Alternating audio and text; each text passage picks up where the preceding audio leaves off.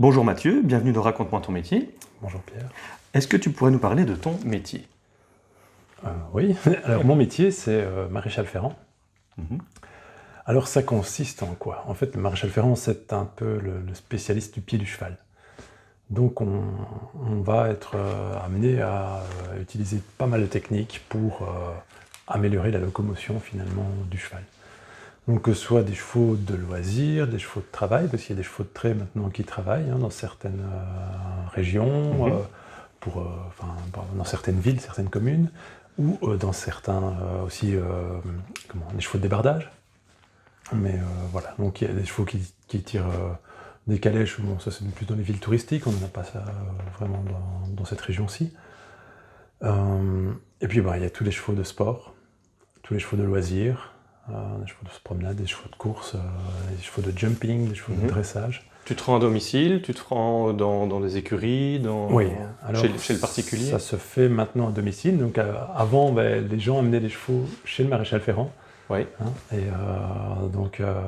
Voilà, ils attendaient leur tour avec le cheval, que le maréchal ferrant ait le temps de finir le travail. Et maintenant, en fait, c'est le maréchal ferrant qui se déplace avec sa camionnette. Et on a tout un petit atelier à l'intérieur. Ok. Voilà. Donc, en fait, ça va du parage. On fait parfois simplement le parage du pied, qui peut être simplement un entretien. C'est comme un ongle qui pousse, en fait. Ouais. Donc on vient simplement couper. Je dis simplement, mais évidemment, c'est d'une précision quand même insoupçonnée. En fait. On n'a pas l'impression, on voit que ça va très vite, ça se fait très vite, mais la précision doit être... Enfin, 1 mm, c'est déjà beaucoup.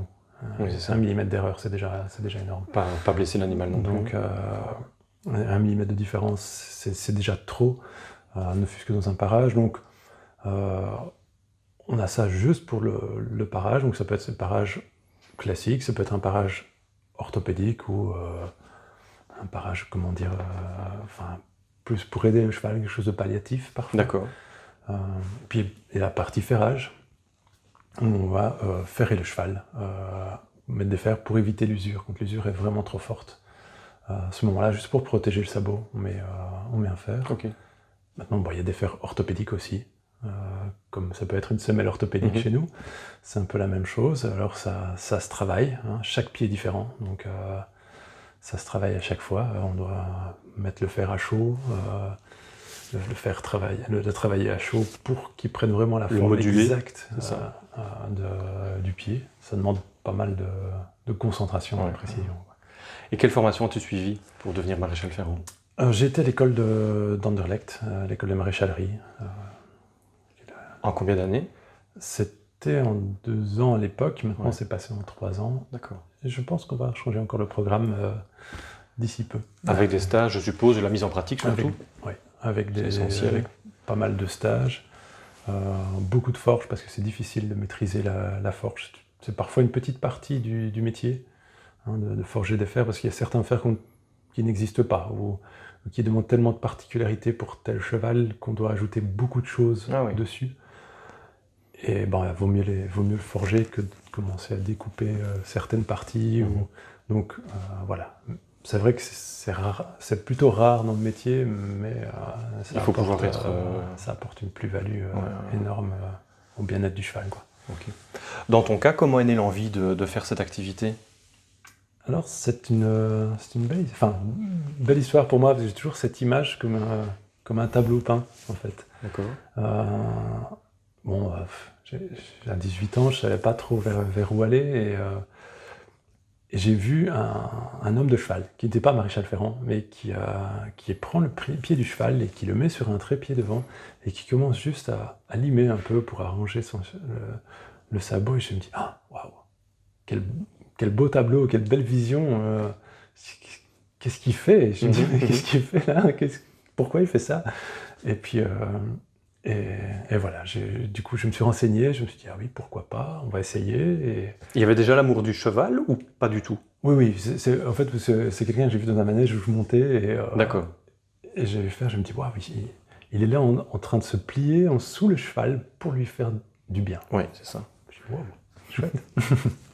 Est-ce que tu pourrais me dire si quelles qualités personnelles et quelles qualités techniques, peut-être même physiques, sont essentielles pour le métier de maréchal ferrant?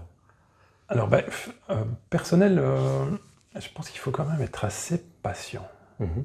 Enfin, patient et en même temps agile, parce qu'il faut savoir réagir vite. Hein. Le cheval, c'est un animal de proie, donc le moindre bruit ou la moindre distraction qui peut arriver d'un coup va faire que le cheval peut prendre peur. Et donc, question de sécurité, il faut savoir Ouais. réagir assez vite. Et du coup, anticiper aussi, connaître les gestes. Voilà, ça c'est des choses qui s'apprennent, hein, mais bon, qui s'apprennent parfois, dépend de quelques petites blessures. C'est ça. Bon, Le métier qui rentre, comme on dit. voilà, c'est le métier qui rentre, comme on dit. Mais voilà, et donc ça, il faut être patient avec le cheval, attendre un petit peu le temps que faire à son rythme aussi. Mhm. Oui. Et en même temps, savoir travailler vite sans se précipiter, c'est assez spécial. Oui, parce que je suppose que le cheval ne va pas, enfin, peut rester des heures debout, mais pas spécialement à se faire tripoter la patte. C'est ça, voilà. En fait, oui, il y a tout simplement le système, disons un système appendiculaire, comme on dit. Donc, ils n'ont pas de clavicule, c'est pas le même, enfin, c'est plus ou moins la même anatomie, si on veut, mais c'est pas le même but, c'est pas les mêmes rôles, c'est pas les mêmes muscles. Donc, il ne sait pas rester 5 minutes comme ça, c'est déjà difficile pour lui. Donc, il faut reposer, il faut reprendre, il faut recommencer. Et voilà. Donc, parfois, on a plus facile avec des chevaux de sport entraînés qui savent rester un petit peu plus longtemps, mais les autres ont parfois du mal de tenir. Okay. Et physiquement? Alors physiquement, oui, c'est quand même assez dur. Hein. Au début, on morfle un peu, parce qu'il faut le temps que le physique se fasse. Il y a des études qui ont été faites sur la condition physique du maréchal ferrant. D'accord. Et en fait, il s'avère que même par rapport à d'autres athlètes, le maréchal ferrant, au niveau du dos, est hyper musclé, beaucoup plus musclé que la plupart des athlètes, parce qu'on travaille contre la gravité, parce qu'on est un peu la position de la chaise pendant 1 heure, quoi. Avec le poids du cheval qui bouge, donc il faut savoir être mobile en même temps.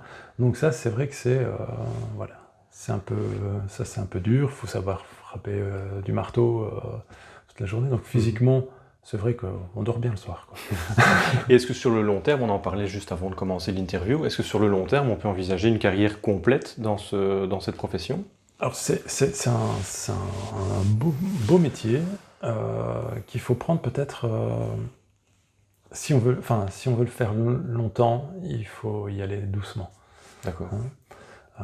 Parce que souvent ce qui se passe, et c'était mon cas aussi, hein, au début on commence, on est tout feu tout flamme, plein de vigueur, on a envie de... on a beaucoup de clients, beaucoup de demandes, ça va très très vite, et voilà, on est content de ce qu'on fait, donc on essaie d'en faire un maximum, on en fait trop, et puis voilà, après forcément on risque de se blesser, et c'est des carrières qui peuvent parfois, aller mal gérer, se terminer au bout de 12 ans.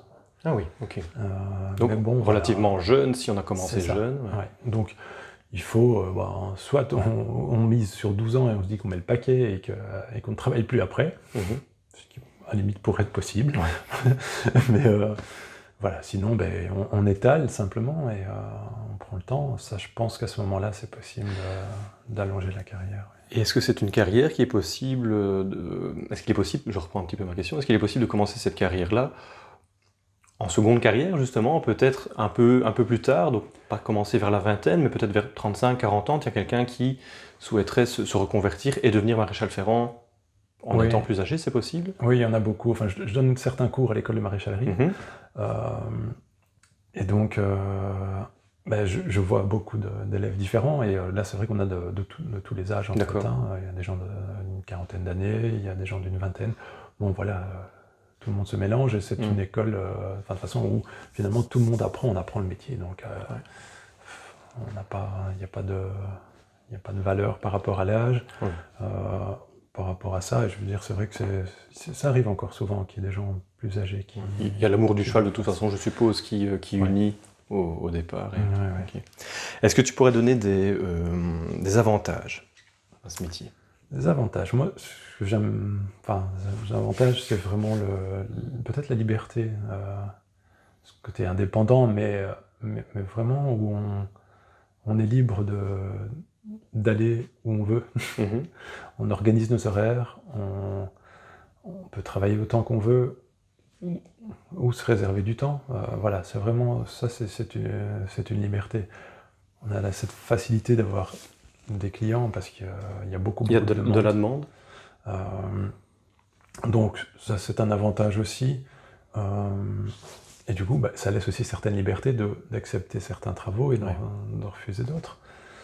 Donc, oui, ce que j'aime bien, c'est le rapport à la nature aussi. D'accord. Ce qui est Tu travailles tout le temps dehors, on en est fait. tout le temps dehors. Tout le temps en extérieur. Enfin, en extérieur. On a des abris, hein, Oui. On travaille dans les écuries, donc on est en contact du cheval. C'est aussi un univers où on rencontre des gens vraiment de tout milieu. Mhm. On peut aussi bien rencontrer des avocats, des banquiers, des juges, des instituteurs, des mécaniciens, et voilà. Mais avec tous la même passion, c'est le cheval, en fait. C'est ça. Et donc on retrouve tous ces gens autour du cheval. Et donc, voilà, on parle avec les gens nous parlent du cheval, comment il va. On doit savoir. Ils demandent des conseils aussi, parfois. Oui, ils viennent demander des conseils. On regarde le cheval marcher, trotter. Okay. On regarde comment il se sent, etc. Donc, on a un rôle important à ce niveau-là. Et pour les gens, pour les propriétaires, le cheval, c'est comme un bébé, quoi. Oui, c'est ça. Donc le maréchal Ferrand prend soin d'un être cher, en fait, pour les propriétaires de chevaux, c'est clair. Et ça, c'est gratifiant, ça aussi, hein, quand le cheval va mal, quand il boite, on arrive, parce que moi, je fais beaucoup... j'aime mieux l'orthopédie, donc je fais beaucoup ça. Donc, et quand on travaille ça, que le cheval boite, et puis, quand on arrive à quelque chose et finalement on rend le sourire à un enfant, à un cavalier professionnel. Ça fait plaisir. Waouh! Donc il nous envoie une petite vidéo, aussi. Chouette. Allez, j'ai bien bouloté. C'est chouette, oui. Parfois on s'arrache les cheveux, mais c'est chouette. Est-ce qu'il y a des inconvénients? Les inconvénients, c'est qu'on travaille dehors aussi. C'est un inconvénient si on veut. Par tous les temps, par tous les temps. Enfin, moi, j'apprécie vraiment. Ça me dérange pas. Je vis toutes les saisons, donc j'aime bien ça. Mais c'est vrai que, quand il fait très froid ou quand il fait très chaud, on le sent aussi. Il y a quand même le risque avec le cheval de blessure, hein, si le cheval prend peur. En général, c'est plutôt des événements extérieurs, des gens qui ne font pas attention. Oui. Et donc, ça, c'est le risque. Donc, il faut être prudent. Hein. Donc, ça demande quand même beaucoup de concentration. Puis, comme on voyage beaucoup en voiture et qu'on est fatigué, il y a les risques de la route aussi. Oui, c'est ça. Ça, c'est un inconvénient. Okay. Est-ce que, on va parler un peu salaire, mais sans vraiment citer de chiffres, est-ce que tu estimes ton salaire à la hauteur de tes attentes, de l'investissement peut-être que tu as fait pour tout le matériel, du temps passé sur les routes et auprès des clients, auprès des chevaux? Oui, je crois que ça c'est un métier où on peut bien gagner sa vie. Et il y a beaucoup de différences entre chacun ses spécificités. Dans le milieu, parce qu'encore dans le milieu du cheval, il y a encore plusieurs branches et plusieurs milieux. Et donc chacun va demander un tarif en fonction de ce qu'il sait faire et du service qu'il peut proposer. Et c'est vrai que du coup, on sait s'y retrouver facilement et même gérer à un moment donné pour se laisser du temps aussi. Ok. Est-ce que tu pourrais expliquer une semaine type? Comment ça se passe? Une semaine type. Pour moi, j'ai des cours à intégrer aussi, comme je donne cours dans la semaine, donc ça, je fais en fonction de mes horaires de cours. Ce sont des cours pratiques? Tu donnes cours pratiques et théoriques. D'accord. Ouais. Je donne des cours d'hypologie, donc c'est un peu l'anatomie, la biomécanique. Okay. Et des cours pratiques de forge. Donc aussi pour l'école de maréchalerie. Et mais sinon, hormis ces jours où je suis à l'école, mes journées se profilent dans le sens où je commence à préparer mes fers le matin, puis, selon ce que j'ai à faire de la journée, donc parfois je dois forger un petit peu avant de partir, ou le soir en rentrant, et puis je fais ma tournée de place en place selon ce que j'ai à faire. Parfois je reste toute toute la journée à la même place. Parfois, c'est... Les tournées sont organisées pour la semaine, longtemps à l'avance? Comment ça se passe? En général, on reprend rendez-vous à l'avance. Ah oui. En fait, les ferrages sont à refaire, les parages, c'est entre 6 à 8 semaines. Donc, on sait d'office que c'est un entretien. Donc, on sait d'office que voilà, on peut déjà reprendre rendez-vous les fois précédentes. Okay. Et dans ce métier d'indépendant, bon, qui n'est pas toujours facile, on ne compte pas toujours ses heures, est-ce que tu as trouvé ton équilibre vie privée, vie professionnelle? Ça, c'était pas évident. C'était pas évident au départ de trouver cet équilibre. Il faut, je pense, à un moment donné, s'obliger. Au début, effectivement, comme je le disais tout à l'heure, on a envie d'être partout à la fois. On a envie d'être partout, on est content que ça marche. Donc voilà, je faisais des heures, mais c'était, je rentrais juste dormir, quoi. Ouais. C'était ça, quoi. Hein. Ça a été ma vie à un moment. Mais voilà, maintenant, à un moment donné, je me suis dit non, il faut prendre soin de soi aussi. Effectivement, le dos encaisse un peu, la fatigue. C'est pas évident à gérer, donc j'ai pris du temps pour aller faire du sport pour me remuscler autrement que ce que je ne me muscle dans mon métier, et puis voir d'autres choses, ça aide aussi un peu à élargir ses horizons. Et voilà, donc après, à partir de ce moment-là, j'ai pu me dire, tiens, je réserve quelques moments. Il a fallu quelques années? Oui, mais en fait, je pense que c'était surtout de la compréhension de ma part, de comprendre comment ça fonctionne et comprendre qu'il fallait se laisser du temps. Parfois, je pense qu'il y a vraiment moyen en fait de faire peut-être 8 heures de travail, 8 heures de loisirs et les 8 heures dormir. Il faut trouver le bon mécanisme. À peu près. Est-ce que tu pourrais me dire, pour toi, donc, quel est le facteur le plus important pour être heureux dans son travail? Alors, je crois que dans le travail, il faut avoir de l'humour, rire tous les jours. Je pense que c'est important dans un poste de travail. Les apprentis, on rigole bien tous les jours avec les clients, il y a toujours de l'humour qui circule et ça, c'est chouette. Il faut, je pense, aussi rester curieux. Je pense que c'est important, rester curieux et ouvert un peu sur ce qu'on peut encore apprendre et aller chercher encore des informations, continuer d'apprendre tous les jours. Pour de nouvelles techniques, ça c'est quelque chose qui est faisable dans ce métier-là, c'est apprendre de nouvelles techniques, de nouvelles manières de faire, il y a de nouveaux outils peut-être aussi. De nouvelles choses, bonnes ou pas bonnes, mais à tester, à apprendre, à appréhender, parce que parfois, peut-être qu'un jour ça servira, donc voilà. Je trouve que, j'essaie de garder un maximum la porte ouverte pour me dire que peut-être, je m'en servirai. Ok, très bien. La dernière question, est-ce qu'il y a une musique, un livre, une citation, une personnalité, connue ou moins connue, qui t'inspire?